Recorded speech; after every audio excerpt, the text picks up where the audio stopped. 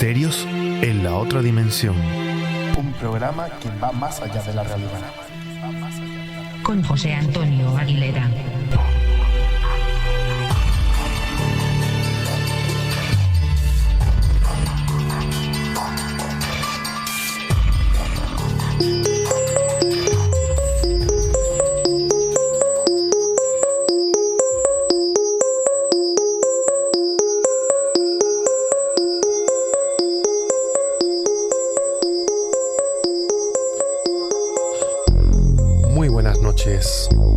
A todos, buenas y misteriosas noches, como diría antiguamente. Y es que me gusta grabar de noche. Y la verdad es que volvemos a grabar, volvemos a la mesa de estudio, volvemos porque tenemos muchísimas cosas. Y la verdad que, parece que hemos estado mucho tiempo sin hacer cosillas. Y en verdad lo que no hemos hecho es grabar, pero sí tenemos bastantes cosas, bastantes actividades, bastantes investigaciones y casos muy curiosos que a partir de hoy vamos a ir grabando para esta nueva tercera temporada de Misterios en la otra dimensión.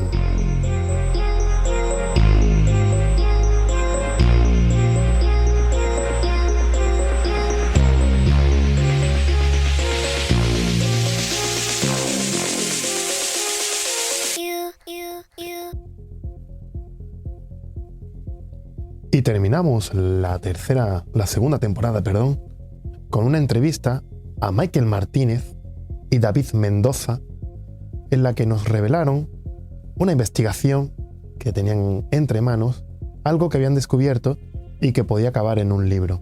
Y efectivamente, esa investigación, esos pasos en busca de la Atlántida, han tenido fruto en un reportaje y en un libro.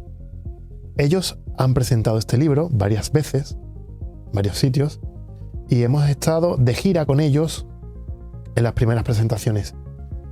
Y la primera presentación, que fue en Coria del Río, la ciudad de Michael, donde se presentó por primera vez el libro, allí hicimos una grabación y estuvimos con ellos. Y hoy, lo que vais a escuchar, en un principio, es la presentación de este libro, llamado Atlántida, la historia del Imperio Calcolítico.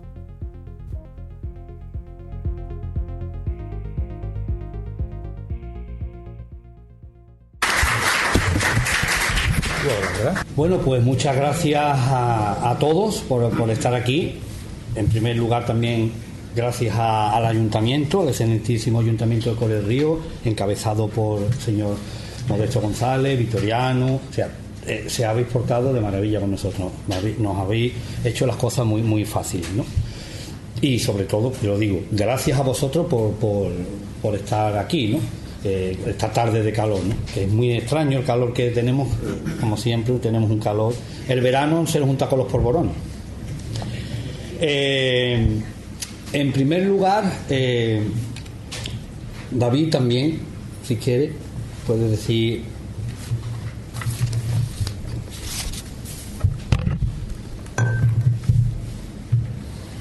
¿Qué tal? Muy buenas tardes a todos. Me sumo a los agradecimientos de Michael por tener la oportunidad de estar aquí en Coria del Río. Muchas gracias también al señor alcalde y a todos los organizadores de este acto.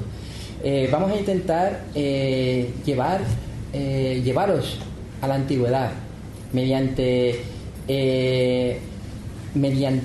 este discurso, que vamos a intentar que sea ameno, que sea entendible, que sea fácil. Y es curioso que cuando conocí a Michael hace unos 3 años, curiosamente en una investigación y tal, ¿no? Está aquí nuestro amigo Aguilera, pues gracias a él pues lo conocí y empezamos a hablar de lo que nos gusta, de la historia. Y cuando empezamos a contrastar los datos que teníamos cada uno, cuando me cuenta su idea,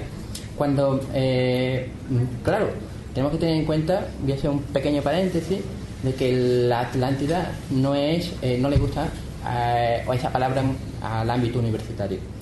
Yo provengo del ámbito universitario, me cuenta la historia que ahora va a exponer y yo sí lo creo.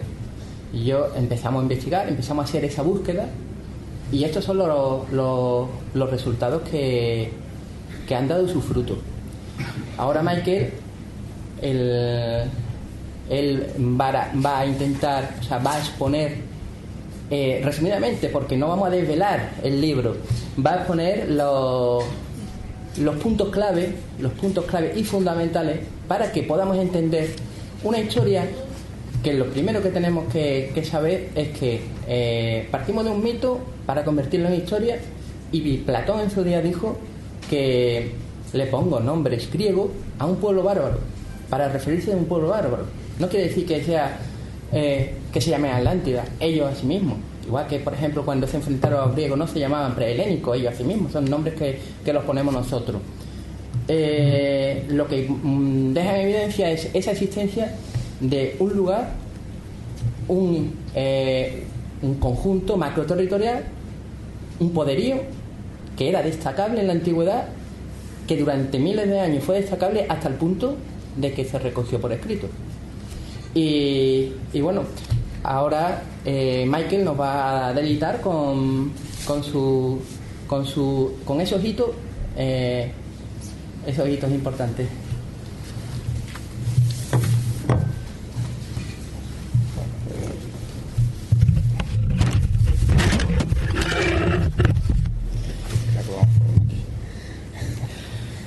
Bueno, pues en primer lugar el libro está dedicado a tres Antonios que son parte de mi vida, ¿no? El primero, por supuesto, es mi padre, ¿no? Antonio Martínez, conocido como Antonio Niño Horno. Yo soy de la familia de los Niños Horno, ¿no? El cual me dio la vida y, por supuesto, la vida junto a mi madre, ¿no? Por supuesto. Y estoy aquí gracias a él. El segundo es otro Antonio Campos, conocido como el Mister, que es mi suegro. Y pues, hace mi suegro, ¿qué me dio? Pues a mi mujer, a mi amor de la vida, que junto a mi suegra, bueno, pues siempre pues me dio a mi mujer, ¿no? Y por último, Antonio Alfaro. Antonio Alfaro es una persona que, bueno, murió, pero su trabajo no ha sido reconocido, ¿no? Y en los últimos años he estado investigando con él y coincidimos en Coria. O sea, mi investigación de 30 años, o 27, por ser correcto, termina en Coria del Río. Pero su investigación de muchos años empieza en Coria del Río. Y ahí es cuando nos topamos, ¿no? Así que para estos tres Antonios, que por desgracia no está ninguno aquí, lo estará escuchando desde arriba, bueno, pues el libro está dedicado a ello. Pasa, David. Como he dicho antes, he tenido la suerte de nacer en este siglo, en el siglo pasado. Entonces me ha dado tiempo a estudiar otros investigadores que lo que hacían era lo mismo que he intentado yo, buscar una historia real en unos libros clásicos. Aquí tenemos a Henry Schliemann, el cual estaba convencido, él no era arqueólogo, era aficionado a la arqueología, pero tenía dinero y estaba convencido de que en este libro, en la Ilíada de Homero, se magnificaba una ciudad amurallada, una ciudad casi invencible, que era Troya. Claro, hasta entonces, pues eso era una mitología clásica, griega. Y él se empecinó y al final encontró Troya, ¿no? ¿Pasa? Bueno, aquí tenemos otro importantísimo, otro alemán, es decir, que Henry Schliemann era alemán, y tenemos Adolf Schulten. Adolf Schulten hizo lo mismo, pero esta vez lo que quería buscar es otra ciudad mítica, Tartessos. Incluso se describía como una isla, como una capital, una isla capital, muy parecido a lo que describía Platón. Pero cogió otro libro que se llama La Hora Marítima de Rufo Festo Bien. Pero es prácticamente un poemario, pero aquí podemos decir que es casi todo inventado, sobre todo la las poblaciones, las ciudades, nombres de ciudades, todo supuestamente era inventado. Chulten lo tuvo muy complicado. Chulten no encontró nunca esa ciudad llamada Tarteso, ¿no? Estuvo muy cerca, ¿no? Pero, ya como he dicho antes, Antonio Alfaro continuó estos estudios de Adolf Chulten y creo que incluso lo llegó a finalizar, ¿no? Estamos hablando Schliemann, que es del siglo XIX, estamos hablando de Adolf Chulten, que es del siglo XX, y nos encontramos, bueno, pues con un servidor, ¿no? Ya en el siglo XXI. ¿Qué quiero hacer? Pues prácticamente lo mismo que hicieron esos grandes investigadores en un pasado. Coger un libro e intentar descifrar si era posible de lo que decía era verdad, por lo menos tenía un contexto histórico. Yo lo tuve más fácil, es decir, yo cogí los diálogos de Platón, el Critia, el Timeo y el Critia, donde se describe lo que era la Atlántida, ¿no? Y solamente utilicé pues el sentido común y la lógica, ¿no? Para entender esos textos, ¿no? Vamos a decir una cosa. ¿Cómo se investiga o cómo se hace una investigación científica, académica, de por ejemplo, un libro? Tenemos el Critia, tenemos el Timeo.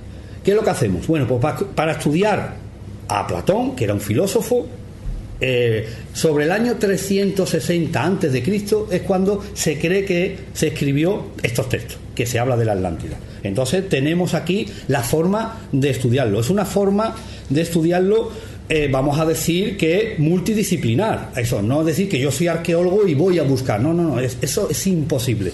En una excavación arqueológica o en unos estudios de historia no vale solo una disciplina, sino hace falta muchísimas disciplinas. Aquí, por ejemplo, estamos hablando de Platón, filósofo, hay que estudiarlo filosóficamente. Segundo, el análisis de los textos. Tercero, de forma de los arquitectos y los ingenieros tienen mucho que decir. ¿Por qué? Porque dentro de esa explicación, de esos detalles que da Platón, hay unas infraestructuras de canales, de edificios, que hay que preguntarle a los ingenieros, a los arquitectos, si eso efectivamente es posible. No el arqueólogo va a decir esto no es imposible. No, el arqueólogo no entiende de carga, de contramuros, ni de peso soportado por viga. Eso hay que quitárselo a la cabeza. Cuarto, hay que estudiarlo políticamente y socialmente, porque es que habla de una sociedad muy compleja, que la mujer mandaba, sobre todo en la capital, y una jerarquización detallada. Quién eran los capitanes del ejército, quién eran los que trabajaban, dónde vivían los sacerdotes. Eso no pueden estudiarlo los arqueólogos, eso tienen que estudiarlo los encargados, los eruditos. El quinto, el contexto histórico, ahí entra el arqueólogo y el historiador. Y por último, el que yo me he basado, hay que estudiarlo geográficamente y cartográficamente. En los estudios míos académicos de geografía son bastante interesantes para saber que lo que describe Platón en estos textos es una carta, es un mapa. Es un mapa, lo que pasa es que Platón no lo dibuja, lo que hace es que lo detalla. ¿Os habéis dado cuenta en algunos mapas que aparece una leyenda al lado? Porque en el mapa no cabe, por ejemplo, el Cabo de San Vicente, el Cabo de Trafalgar, el Golfo de... No cabe, y le ponen un numerito y ponen al lado una leyenda. Eso es lo que hace Platón. Lo que escribe es esa leyenda. Eso es lo que escribe. Y yo lo que he hecho es, también junto a David, lo que hemos hecho es plasmarlo en un mapa. Y ese mapa al final nos hemos dado cuenta de que nos lleva a un sitio.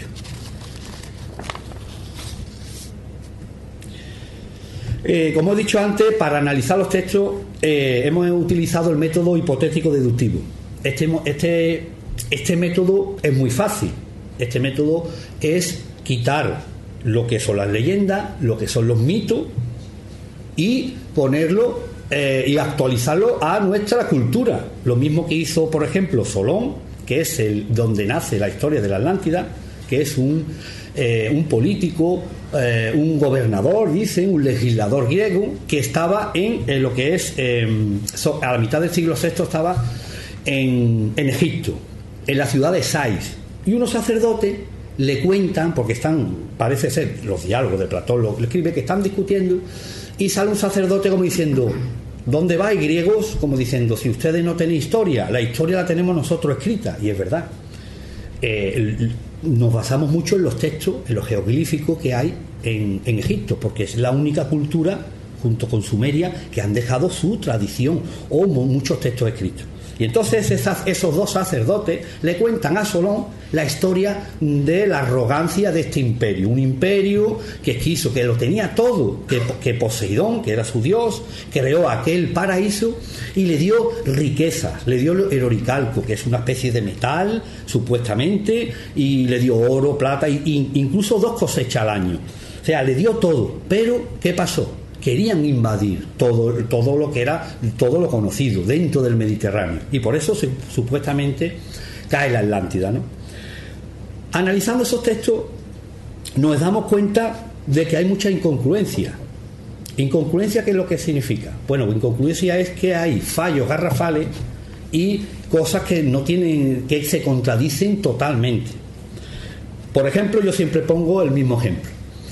Tenemos un párrafo de 4 líneas, ¿no? Porque los diálogos de Platón son párrafos y están enumerados. Cada párrafo pues está enumerado. El Timeo 24, después el 24A, 24B. Bueno, pues los párrafos a lo mejor tienen 5 líneas, 5 frases. Pues imaginaros que dice la primera frase: entro en la habitación y el color de la habitación blanca que tenía pues me sobrecogió, ¿no? Y me gustó. Y sigue contando la historia y dice: y cuando salgo no quise apagar la luz de la habitación porque como la habitación estaba pintada de negra, pues no quise apagar la luz. Eso es muy importante. Al leer hay que tener memoria lectiva, hay que saber lo que ha leído 2 frases antes. Pues eso es lo que hace Platón. Nos dice una cosa y después dice otra cosa totalmente imposible con la primera frase. Pero ¿qué ha pasado a lo largo de estos siglos? Que se han quedado con lo imposible, con la última frase, que en este caso sería la columna de Hércules. Y todo el mundo con las columnas de Hércules se ha metido. Y nadie ha leído lo que pone arriba, ¿no? Seguimos. Lo que dijo antes mi compañero, la Atlántida es una historia inventada. Vamos a decirlo para que el que no esté muy puesto en el tema de la Atlántida. Estos 2 sacerdotes, a mitad del siglo VI a.C., no se sabe muy bien, pero puede ser sobre el año 560-550 a.C. Este legislador griego, pues se va a Egipto, que es Solón. Solón está allí y ya estos 2 sacerdotes, después de discutir, bueno, pues le cuenta la historia de la Atlántida. Pero esos sacerdotes no sabemos el nombre que le da, porque Solón, y Platón lo dice, lo acomoda a su cultura. Habla de un dios que es Poseidón, pero el sacerdote egipcio no le diría Poseidón, le diría su dios. Pero es que ese sacerdote egipcio lo tradujo del idioma autóctono de la zona de donde sería esa isla, supuestamente Atlántida. Entonces está traducida 3 veces. El nombre autóctono, que no lo sabemos, lo pasa a egipcio. El egipcio lo pasa a griego, y es el que nos ha llegado a nosotros. Poseidón es el dios de esa isla, Atlas, la isla Atlántida, pero no sabemos realmente cómo se llamaba, ¿no? Entonces, después de analizar todos estos textos, nos hemos dado cuenta de que lo que dice Platón, quitando la leyenda, quitando ese Poseidón, porque Poseidón, cuando, por ejemplo, ¿quién no ha ido a hablar de Manitú? Manitú, ese dios de los amerindios, de los indios americanos, ¿no? El dios de la lluvia. Bueno, pues hace la danza Manitú y llueve. Y es Manitú el que ha lanzado esa lluvia. Vamos a hacer lo mismo que hizo Solón. Nosotros lo culturalizamos a nuestra cultura. No decimos que es Manitú, decimos quién es. La naturaleza, la atmósfera, es la que ha llovido. La atmósfera. Precisamente eso. Cuando dice Poseidón hizo tal, quitemos a Poseidón. Pongamos la naturaleza. Cuando dice Poseidón hizo una isla que con círculos concéntricos, realmente lo que está diciendo Platón para nosotros es que eso lo hizo la naturaleza, ¿vale? quitando todo ese contexto, al final nos damos cuenta de que lo que dice tiene mucha razón. Y ya si quiere le paso a David un poquito.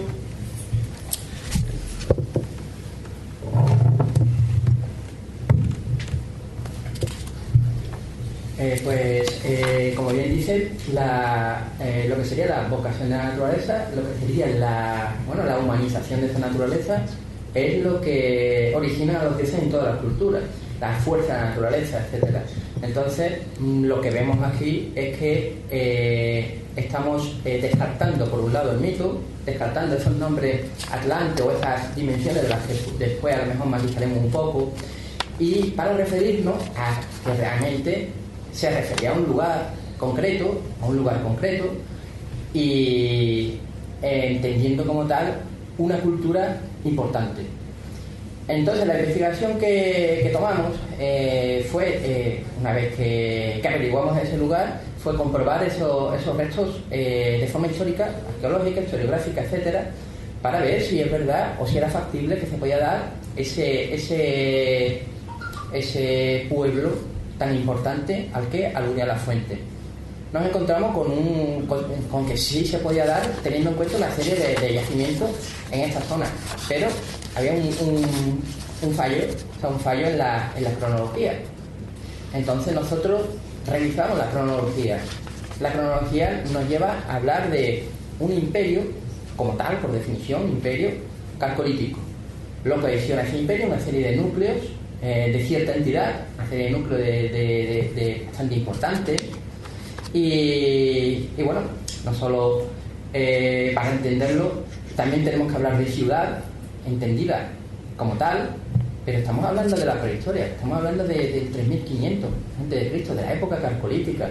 ¿Qué es lo que nos cuadra aquí? ¿Qué nos cuadra en la revisión histórica? Porque las fuentes arqueológicas, los registros arqueológicos, los anuarios, por ejemplo, en las excavaciones en las que hemos tenido la oportunidad de acercarnos, de pasar por ellas, hemos visto esos datos que cambian la historia. Pero hay digamos, pues, dos vertientes de la universidad. Una no quiere ver los datos que cambian la historia y otra, pues, más se mantiene pero en la minoritaria, en la que quiere aceptar esta nueva revisión historiográfica o revisión arqueológica de la historia, que nos compete mucho porque estamos hablando del sur peninsular, de lo que sería prácticamente la mitad de la península ibérica. Estamos hablando de durante prácticamente 2000 años, una serie de pueblos fueron creciendo que traían una trascendencia histórica ya prácticamente en algunos lugares desde el Paleolítico, estudiado en el libro lo detallamos un poco. Hay una ocupación continua, Paleolítico, Neolítico, Calcolítico, Bronce, Hierro, y se extiende macroterritorialmente, pues con una política común, donde la capital, que es donde nos centramos, dominaba un matriarcado. Había otras ciudades de índole tan importantes, regidas tanto como mujeres como por hombres. Era típico de la sociedad prehistórica. Las pruebas arqueológicas que presentamos en el libro pues demuestran esta parte. Nos encontramos también con la demarcación de esos yacimientos, que no solo ocupa la península ibérica, sino se pasa al norte de África. Gran parte del norte de África tiene la misma cultura, tiene la misma producción, la misma sociedad a la que depende, el mismo comercio, etcétera. ¿Qué es lo que hace falta para pasar al norte de África? Pues hace falta navegación. Encontramos en Jimena, en las altas están datados por una navegación neolítica, pero curiosamente hemos encontrado también otros abrigos también por Jimena con pintura rupestre de barcos bastante sofisticados, no trirremes como decía Platón, sino unos barcos bastante sofisticados como para producir esa navegación y pasar al norte de África, extenderse macroterritorialmente. Está registrado que tenemos aquí cosas tan importantes o que ha pasado desapercibida por la arqueología tradicional, como es la cerveza o el vino. ¿Por qué? Porque hace falta una producción, una industria productiva tanto de cerámica, de recipiente, de producción de extracción de materia prima, etcétera, toda una infraestructura, ¿no? Y esa la tenemos aquí. Pero la arqueología tradicional, la antigua arqueología, la que hay que revisar, nos habla que lo trajeron los fenicios. Tenemos la rueda también, porque encontramos cerámica a torno y cerámica bastante con decoración bastante importante. No nos llevamos tenemos en la mente la visión de una prehistoria, digamos, taparrabo, que vivían en cuevas, que si acaso tenían 4 o 5 cabañas y poco más. Sin embargo, nos hemos dado cuenta de que no. Esa es digamos, el núcleo de la parte científica de que corresponde a esta investigación y todo lo que conlleva. Ahora, pues, que continuarás con su...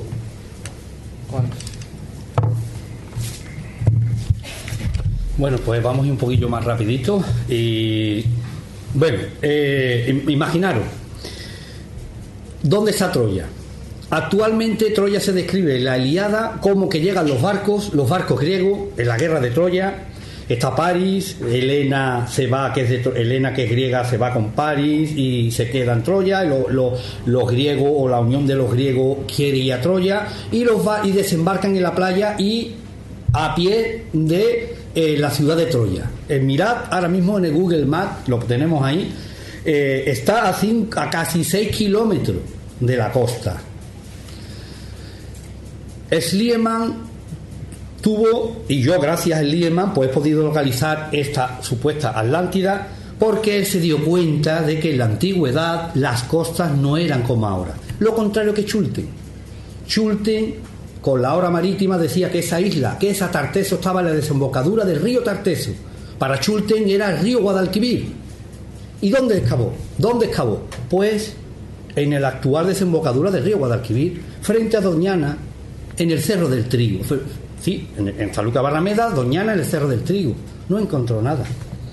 Su amigo George Bonsor, que era más inteligente supuestamente, se dio cuenta, dice: esto no falla, y si nos vamos para arriba y cerca de lo que es hoy en día el Puntal, excavan. No encontraron, y yo he estado allí en esas excavaciones que hemos hecho con acción a una balsa, una buena balsa. Hemos hecho una profundidad de 14 metros y no ha salido ni un trozo de madera, o sea que ahí nunca ha habido vegetación, nada, madera de árbol, Entonces nunca ha habido una cultura ahí. Bueno, ¿qué es lo que hizo? Vamos a ascender más para arriba. ¿Y qué es lo que hay más para arriba del Puntal? Yo pregunto, ¿qué desembocadura del río Guadalquivir puede ser más para arriba del Puntal? Bueno, lo dejo yo ahí. Vamos a seguir rápido.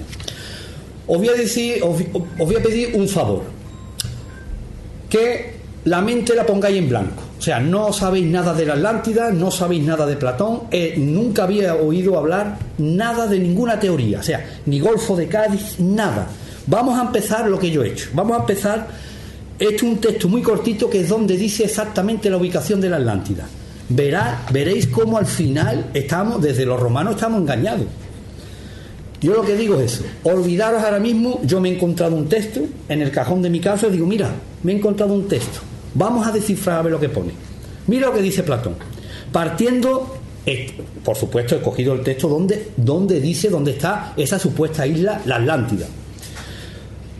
Se lo está contando un sacerdote egipcio a Solón, un griego, que están en Egipto, o sea, en Egipto, en medio del mar Mediterráneo. Ahí le está contando la historia y dice: partiendo desde afuera.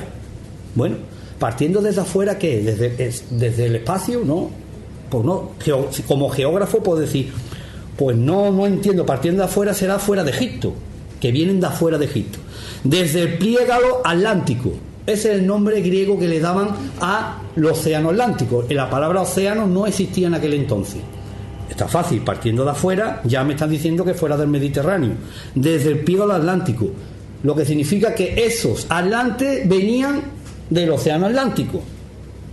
Aquí podemos decir que Santorini, me perdonáis quien diga que Santorini es la Atlántida, perdonadme, todo lo que esté dentro del Mediterráneo queda totalmente descartado. Lo dice perfectamente, vienen del Océano Atlántico. Esto es la clave, lo que hay ahora es la clave que nadie se ha dado cuenta. Entonces se podía atravesar aquel pliégalo. Pliégalo es mar, lo voy a traducir. Entonces se podía atravesar aquel mar. Antes se podía atravesar. Antes, ahora a lo mejor no, pero está hablando del Océano Atlántico. O sea, que ahora no se puede atravesar. Bueno, vamos a seguir porque sigue. La frase sigue. Mira lo que dice. Entonces se podía atravesar aquel mar porque tenía una tierra insular, que es una isla, delante de la boca o estrecho que vosotros nombráis según dais a conocer columna de Heracles. ¿A que no os acordáis lo que acabo de decir? Todo el mundo columna de Hércules, ¿vale? Pero fácil, lo voy a leer como es.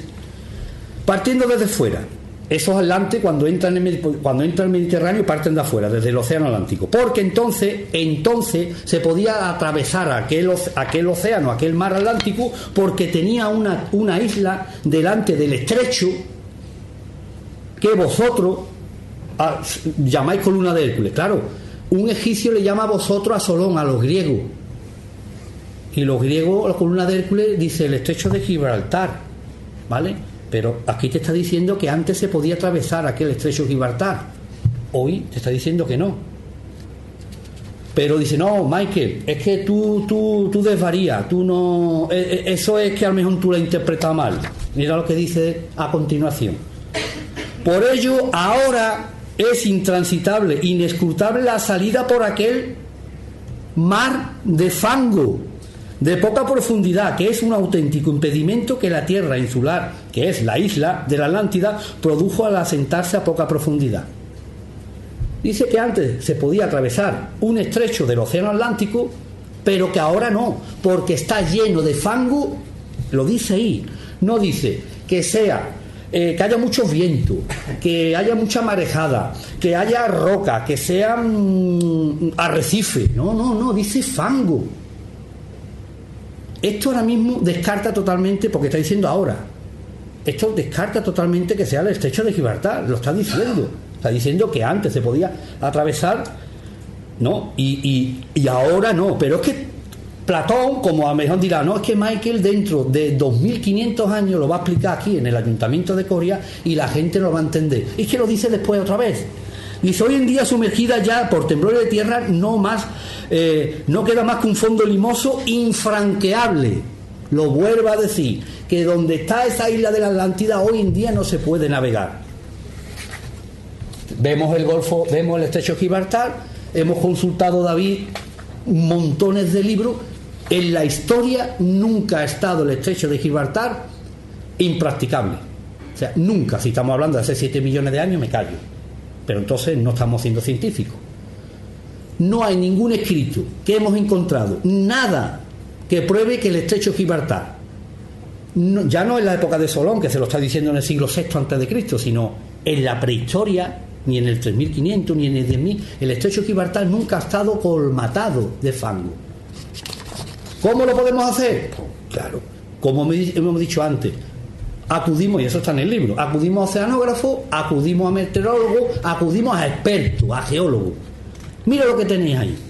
Imaginaros que el estrecho de Gibraltar, como ha dicho otro tocayo mío que se llama Michael Donald, que dice que la Atlántida está en el Golfo de Cádiz, ¿vale? Mirad las corrientes que hay en el Golfo de Cádiz. Esas corrientes que hay cambian por la marea. Cuando el océano Atlántico sube, una cantidad de agua entra al Mediterráneo. Cuando el océano Atlántico baja, es al contrario. ¿Esto qué significa? Bueno, pues esto es muy fácil. Esto significa que si una isla sedimentaria, porque rocosa no puede haber, porque en la fotografía de antes vemos que vía satélite y los geólogos no han localizado una base rocosa donde hubiera estado una isla, porque si en el Golfo de Cádiz encontramos debajo del agua una base rocosa, una isla, ya está, esa es la Atlántida. Como no se ha encontrado nada, se supone que el barro es de arena, de arcilla, porque el barro es una cantidad de agua y otra cantidad de arena, a la misma proporción, es fango. Bueno, pues imaginaros si se hubiese hundido una isla en el 3000, 4000, 5000 antes de Cristo. Bueno, pues en menos de 100 años ese barro se hubiese dispersado con las corrientes oceánicas. Bueno, aquí lo tengo. Mira, para que veáis. Lo que tenéis aquí es un estudio que han hecho unas universidades científicos de un prestigio inmenso del CSIC. Han llegado a un estudio y dice que en el estrecho de Gibraltar, desde el Mediterráneo hacia el Océano Atlántico, pasa un caudal de agua 5 veces superior al río Amazonas. Lo dice ahí. Eso da por hecho de que es imposible de que una isla se hunda en el Golfo de Cádiz, quede barro y durante miles de años, hasta el siglo VI, porque le dice ahora no se puede pasar por allí, lo que significa que es totalmente imposible que una isla se haya hundido en el Golfo de Cádiz y no quede nada, o sea, no queda absolutamente nada, ¿vale? Por si fuera poco, esto es científico, pero por si fuera poco, vamos a ir a la lógica, al sentido común. Solón es uno de los 7 sabios considerado, ¿verdad, David? Uno de los 7 sabios de Grecia, pero es que además es el considerado el más sabio de los 7. Bueno, pues yo digo que es el más tonto del mundo. O sea, tonto no, retonto. ¿Por qué? Porque le está diciendo, imaginaros, le está diciendo, oye, a mitad del siglo VI antes de Cristo, oye, la isla de la Atlántida estaba en el Golfo de Cádiz, en el estrecho de Gibraltar. ¿Por qué? Porque allí ahora no se puede navegar, porque está aquello colmatado de barro. A Solón, en el siglo VI. Y dice Solón, y los fenicios que llevan desde el siglo VIII entrando a Tarteso y entrando por aquí, ¿eso que van? Dejan la nave en Tánger y se van por el estrecho de Gibraltar. ¿Esto qué es lo que es? Es más, Coleo de Samos, supuestamente según Herodoto, antes del siglo VII antes de Cristo, que es griego, Coleo de Samos cruza el estrecho de Gibraltar y hace colonias griegas, que estamos hablando es 2 siglos antes. Los fenicios llevaban 2 o 3 siglos antes de Solón entrando y viniendo, y los griegos 1 siglo menos. ¿A Solón le va a decir que hoy en día allí en el estrecho de Gibraltar nadie puede pasar? Pues yo creo que Solón, si estuvieran hablando de las columnas de Hércules en el estrecho de Gibraltar, Solón le hubiera cruzado la cara lo hubiera cruzado, porque eso para un griego, y más un gobernador griego o un legislador griego, era un insulto muy grande, tomarlo por tonto, y más en la oración, como hacía Sócrates, en los diálogos. En la oración era muy importante no ofender.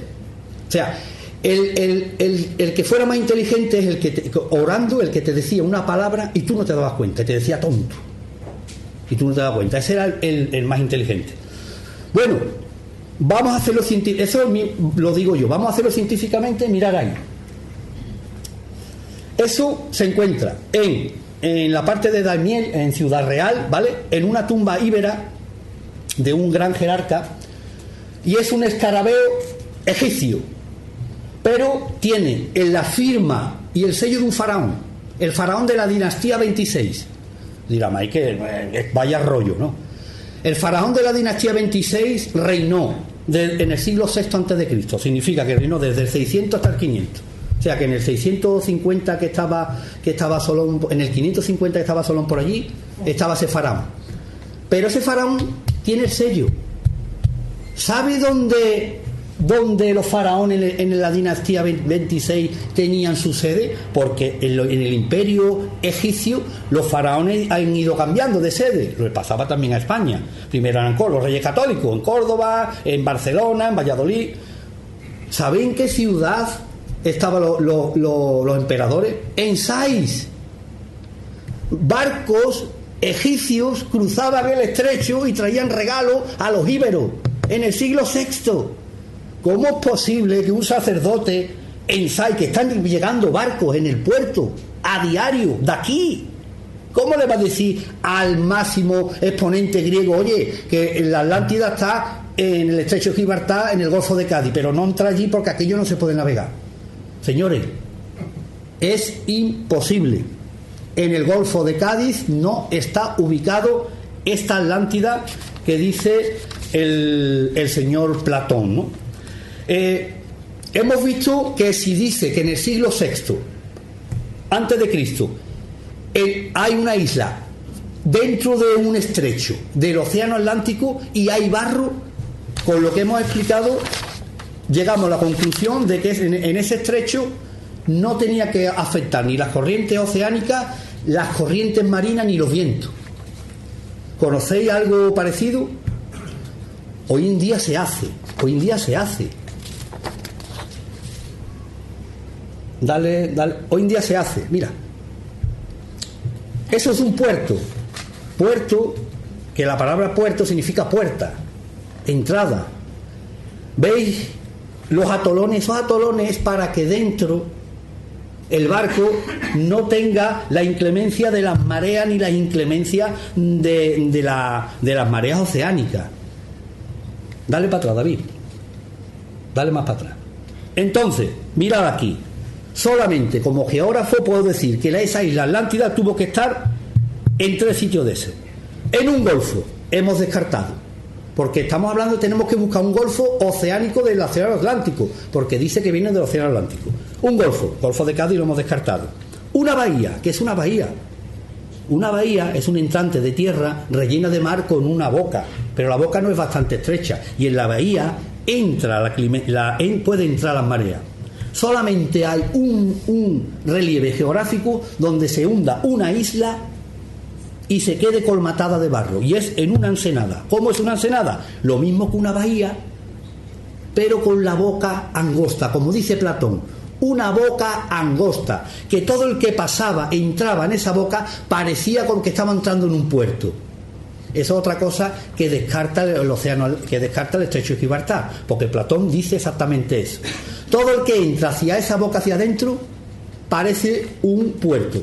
Entonces, si nosotros decimos el estrecho de Gibraltar, me da igual que pase al Mediterráneo o que pase al océano Atlántico, aquello se abre. Tú no estás entrando en un puerto, aquello se pierde la inmensidad. Y si quieres, David, ¿quieres contar algo de esto para...? No, vamos más de tiempo. Vale, vamos.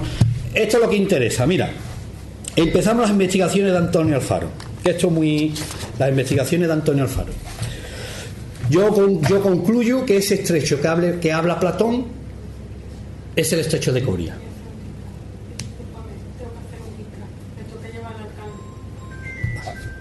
¿5 minutos? ¿5 minutos? ¿Podemos? Sí. Vale. Te digo 5 minutos. Es que me lo tengo que llevar. Lo siento, soy el polímano. Vale. Voy muy rápido, 5 minutos. Yo concluyo que es el estrecho de Coria, ¿vale? Y aquí es cuando yo encuentro a Antonio Alfaro. Y Antonio Alfaro dice que el estrecho de Coria también es muy importante, que su investigación empieza desde el estrecho de Coria hacia arriba. Y yo concluyo en el estrecho de Coria. Una vez que yo concluyo que el estrecho que habla Platón es el de Coria, yo ya lo que hay detrás, supuestamente para mí, es la Atlántida, una isla, capital. Bueno, pues estos son investigaciones y escritos del propio Antonio Alfaro, ¿vale? Esto, ¿cuál es el primero? No tengo fotografías de... ¿El primero? Sí, yo no tengo fotografía, ¿me la puedes leer? No, el primero. Yo no tengo la copia. Yo no puedo leer. Bueno, sí, mira. No, el Davieno. Rufo Festo Vieno. No. ¿Tú no tienes? No, pero ahí no leo yo. Otro. Ese. Vale. Mira. Estos son inscripciones de Antonio Alfaro. Ahí pone. Está hablando Avieno de esas columnas de Hércules. Pone: en territorio de Europa levanta el promontorio que ya señalé. Sus habitantes lo llamaban sagrado. Un promontorio sagrado. Entre ambos lugares fluye una ligera lengua de agua, la cual antaño se llamó Herma o Camino de Hércules. Eutemón, habitante de la ciudad de Anfípolis, afirma que se extendía en una longitud no superior a las 108 millas y que ambas posiciones distaban en 3 millas. Lo importante viene aquí. Ahí están emplazadas las columnas de Hércules. Según nuestro amigo Antonio Alfaro, está describiendo el Cerro de San Juan como peñón sagrado, y en el camino de Hércules, antiguo camino de Hércules, él no podía saber lo que era, pero según mis estudios decía, un momento, es la entrada, porque está hablando de Tarteso, es la entrada, Tarteso es en el siglo VI, pero mis estudios son en el 3000 a.C. Ahí te está diciendo que en la época de Tarteso era un peñón sagrado, pero antiguamente seguían entrando por ese estrecho, ¿vale? Y además habita en la ciudad Anfípolis. ¿Qué significa Anfípolis? Ciudad, tierra y ciudad de agua. Que yo él no lo sabía, pero yo ahí pongo Valencina de la Concepción, como ciudad con anillos concéntricos que hay tierra y agua. Entonces dice, y que entre los dos montículos distan 3 millas. ¿Sabe cuánto hay desde el estrecho? ¿Cuánto calcula la gente y nosotros que es el estrecho de Coria? Justo 3 millas, 4 kilómetros y algo, que es supuestamente entre el Cerro de San Juan y sería la Torre de los Herberos. Justo esas 3 millas. Y pone que ahí emplazada la columna de Hércules. Vamos, sigue la siguiente. No, de atrás, vamos. Sí, venga, otro. Seguimos con Aviendo. Mira, es que, a ver, yo que no hay. Mira, vamos a ver. A la ciudadela de Geronte y al Cabo Santuario. Cabo Santuario siempre, Antonio Alfaro ha dicho que era Coria, el Cerro de San Juan, y que Geronte no sabía si era el Cerro de San Juan Geronte o era donde vivía Rodrigo Caro, ¿vale? Como hemos explicado antes, lo separa la salada mar por el medio. Ya está hablando del estrecho de Coria. Entre los altos acantilados se recorta una ensenada. ¿Había escuchado ensenada? Pues eso. Junto al segundo macizo desemboca un río caudaloso, el río Guadalquivir. Luego se yergue el monte de los Tartesios, cubierto de bosque. Bueno, seguimos a lo importante. El otro. No, falta un texto. Otro.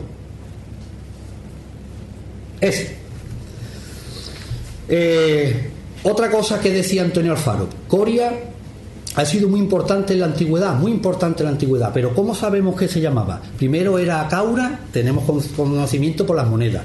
Segundo, en la época musulmana, Cuaura. Tercero, Villa de Coria, ¿verdad? Y si dijéramos que es... ¿Y los fenicios cómo llamaban a esta zona? ¿Cómo llamaban esta zona los fenicios? No lo sabemos, ¿no? ¿Y si nosotros pudiéramos decir que esto se llamaba Coria? Que junto a David hemos investigado y Coria significa lugar alto al lado del mar, promontorio al lado del mar, Coria. ¿Dónde lo encuentra nuestro amigo Antonio Alfaro? Mirad cómo me dice Michael, tengo en un texto palabras de Atlántida que te interesa a ti y palabras que me interesa a mí. Fenicio y Atlante. Llamada Astarte. ¿Sabéis quién es Astarte? Astarte lo sabéis quién es, ¿no? Una diosa fenicia, ¿no? El carambolo, Astarte, dice que según la tradición se desposó con Adonis. La primera Minerva es la que antes dijimos que era madre de Apolo. La segunda se originó de Nilo y es la que los egipcios rinden culto. ¿Dónde? En Sais. Ya tenemos Sais, donde empieza la historia de la Atlántida. Y allí rinde culto a una diosa que es la diosa del Nilo, que también nosotros tenemos nuestro particular Nilo, que es el Guadalquivir.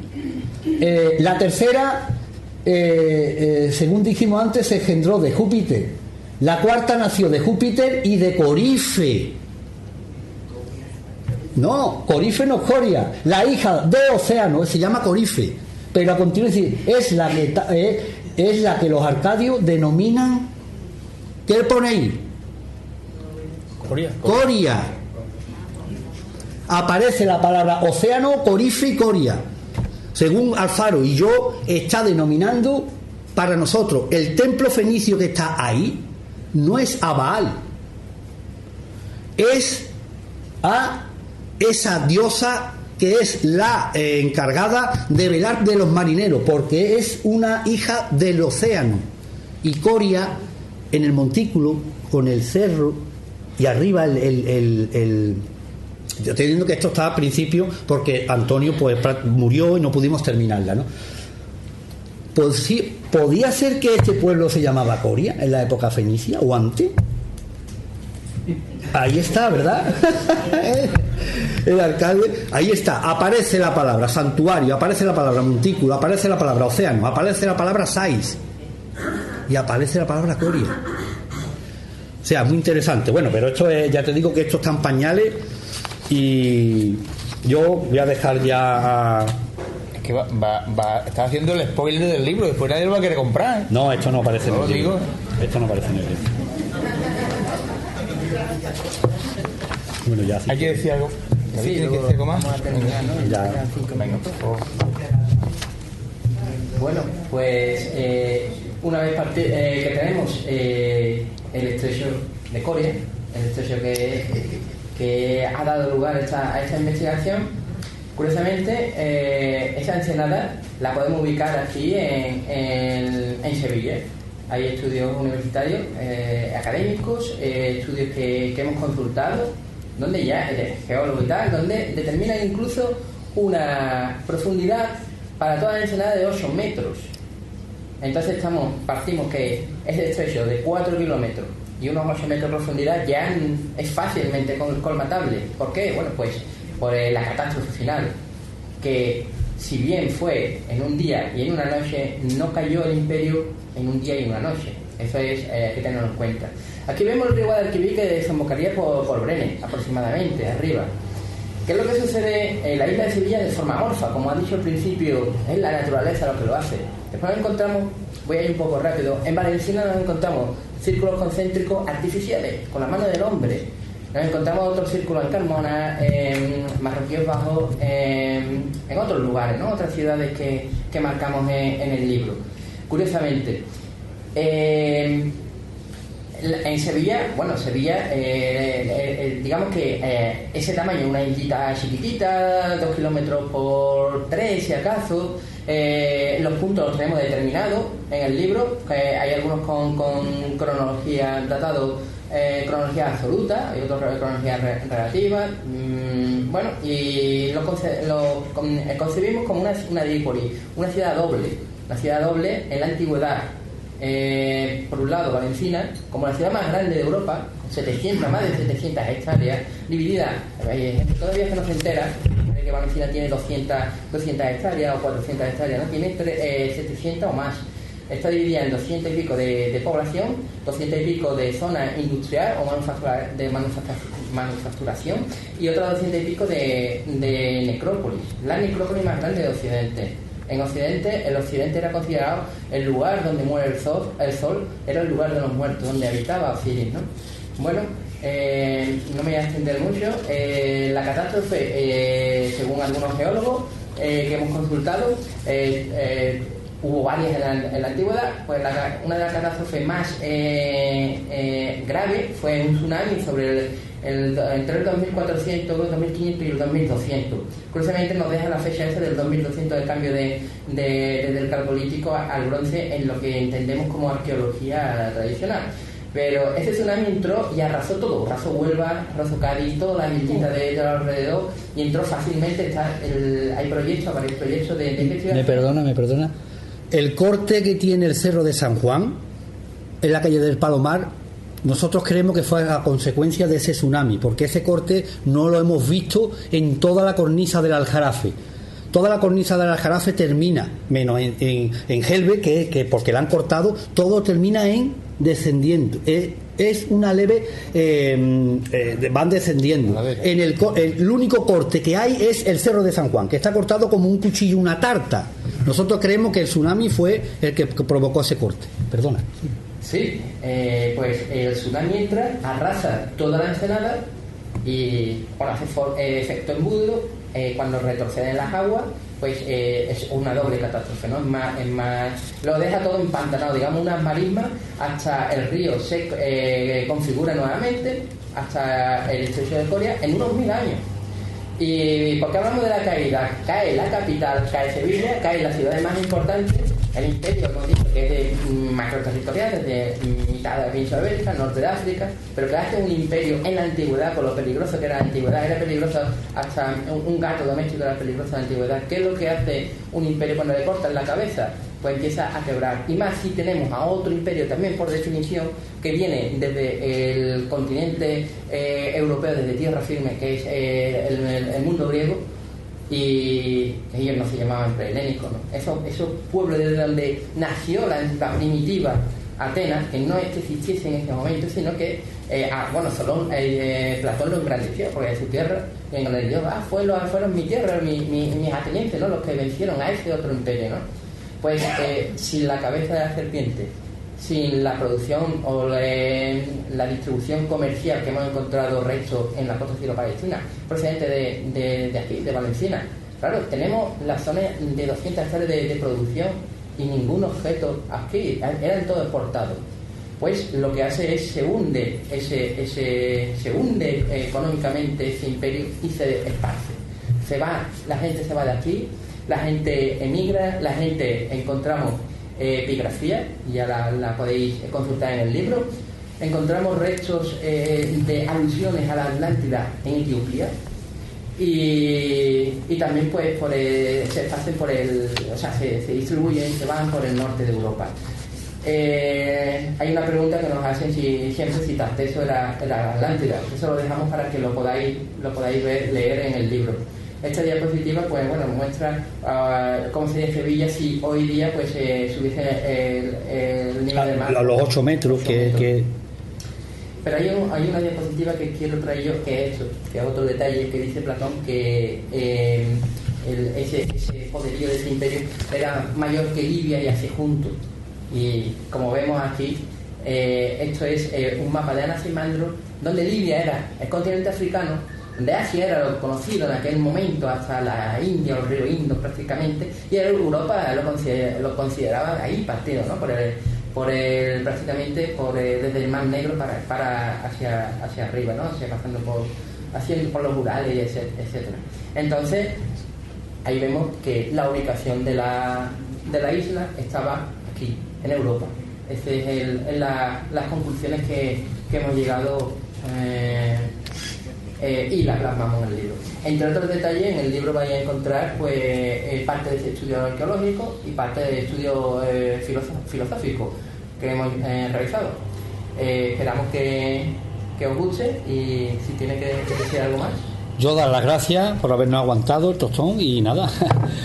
Y gracias al alcalde que ha esperado al máximo tiempo. Yo dar las gracias a todos.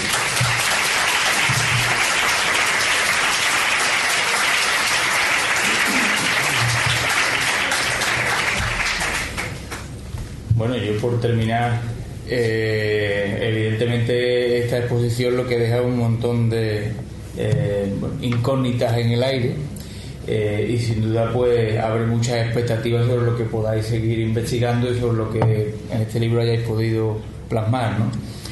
Daros las gracias por querer presentar este libro aquí en Coria. Evidentemente conocemos muy poco de nuestra historia, pero sí ya tenemos pues muchos elementos que nos ayudan a decir que tenemos miles de años de historia. Vuestro libro lo que viene es a vuestras investigaciones, es a ratificar todo esto y a engrandecerlo, ¿no? Así que solo puedo decir que os animo a seguir trabajando en esto y a seguir descubriendo cosas tan importantes de nuestro territorio, ¿no? Que así lo dice, ¿no? Así lo dice lo que ustedes están investigando. Muchas gracias a todos por estar aquí. Voy a hacer de editorial, hay que comprar libros, si no esta gente no puede seguir investigando. Bueno, pues muchas gracias a todos, muchas gracias a ustedes.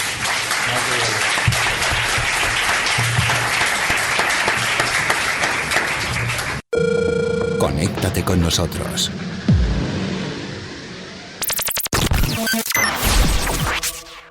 misteriosenlaonda@gmail.com y en Facebook.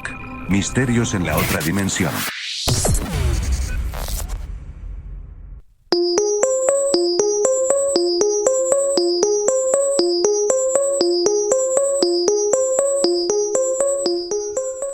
Pues así quedó este audio recogido en el ayuntamiento de Coria del Río, en el que se habla de la presentación del libro Atlántida, la historia del Imperio Carcolítico, que es de editorial Samarcanda, un libro de Michael Martínez y José David Mendoza Álvarez, ambos amigos míos, y que obviamente tengo un ejemplar aquí delante que me han firmado, me han dedicado, y no sabéis el placer de tener siempre el libro firmado por el autor, pero también conocer el autor y saber que además, como comentan en el audio, se conocieron gracias a mí y que a partir de ahí surgió una gran amistad. Así que, bueno, doble placer conocerlos a los dos y tener esta investigación que yo creo que va a dar mucho más de sí, ¿no? Porque esto es el principio, este es el libro, pero es el principio de algo magnífico. Y oye, digo yo una cosa, si se demuestra lo que ellos están exponiendo en el libro, va a ser magnífico descubrir que la Atlántida es en Sevilla. Curioso, ¿no? Y con este audio comenzamos la tercera temporada de Misterios en la Otra Dimensión. Y la semana que viene tendremos también programa, así que empezamos un poquito fuerte. Y es un programa que es forzado a cumplir su calendario, o sea, es decir, tiene que venir la semana que viene porque presentamos un evento en el que también estará Michael Martínez y David Mendoza presentando de nuevo el libro. Nos hablarán otra vez del libro. Y también tendremos más personas que del mundo del misterio. Y estaremos todos juntos, en directo, en vivo, en persona, en la isla de San Fernando, en Cádiz, en un congreso de misterio. Así que podéis asistir. Explicaremos la semana que viene cómo podéis asistir, cómo será este evento y daremos algunos detalles. Mientras tanto, nosotros nos escucharemos en 7 días. Así que disfruten del misterio. Y lo dicho, nos escuchamos en una semana. Un abrazo a todos.